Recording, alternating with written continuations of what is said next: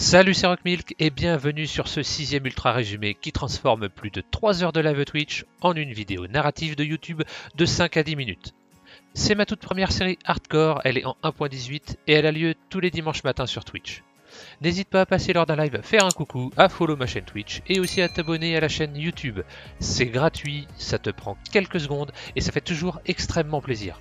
Tous les liens sont dans la description de cette vidéo. Bon visionnage!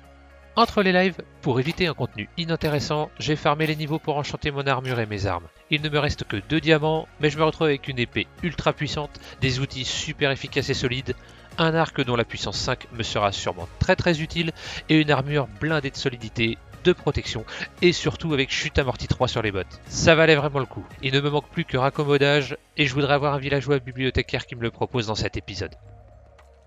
Je vais farmer de la canne à sucre pour les futurs échanges, car il ne va certainement pas me l'offrir. Les villageois sont peut-être bêtes, mais ils sont plutôt durs en affaires.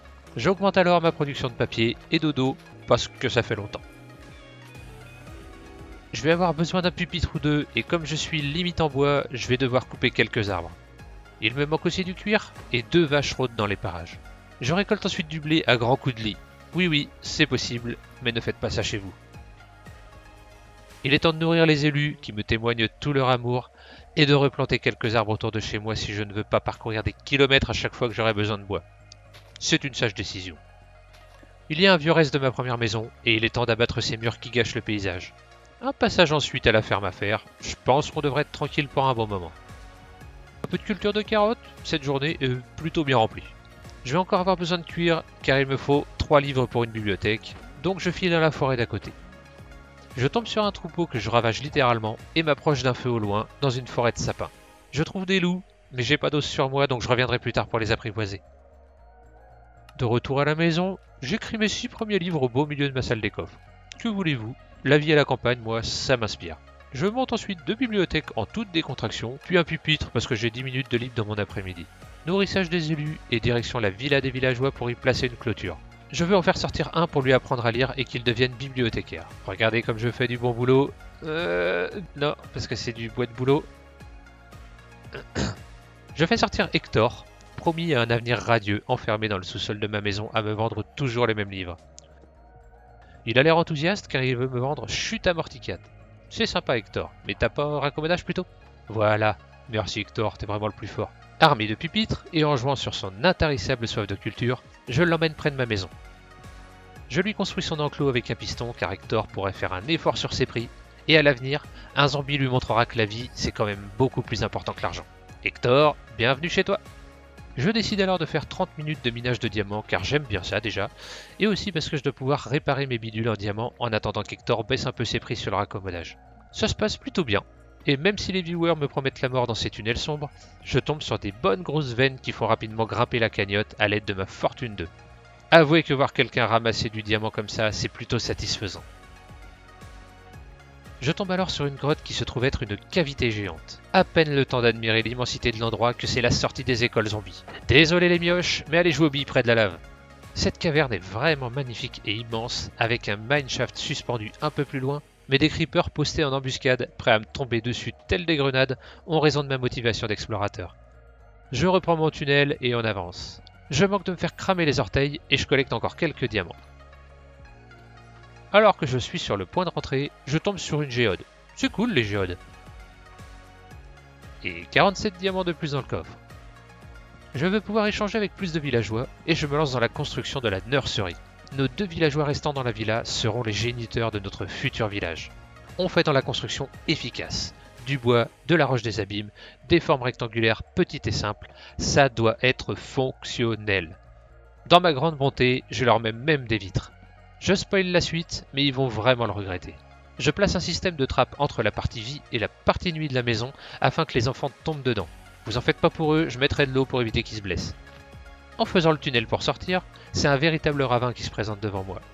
Un peu de terre, 2-3 coups de pioche et le passage vers la liberté est terminé. Parti dans ma lancée, je leur mets un plafond au-dessus de leur tête. Vu tout ce que je fais pour eux, il va falloir me donner des ch'tis d'enfants. Comme les enfants aiment bien les animaux, je prends des os et je pars chercher des loups dans la forêt. J'y peux rien, c'est vraiment plus fort que moi. Bon, les loups sont pas super sauvages, ils me suivraient au bout du monde pour 3 os maxi. 3, 4, 5, 6. Comme le nombre de fondateurs que vous retrouverez dans le Discord dont le lien est dans la description. Rejoignez-nous! Je les dispose un peu partout dans la maison, enfin surtout ils ont envie de se mettre en fait. Puis je pars tendre mes moutons pour faire des lits avec leur laine. Direction la partie nuit de la nursery pour aménager l'espace. Bon, c'est pas super feng shui, mais ça devrait aller. C'est l'heure du grand déménagement, allez hop hop hop, direction la nursery les amis. Attirés par l'odeur des composteurs, ils filent comme le vent directement dans leur nouvel habitat. Le voyage a dû leur donner faim, donc je récupère du blé pour en faire du pain. La villa n'est plus qu'une verrue sur ce paysage merveilleux, et il est grand temps de faire table rase du passé. Oui, je sais, c'est triste.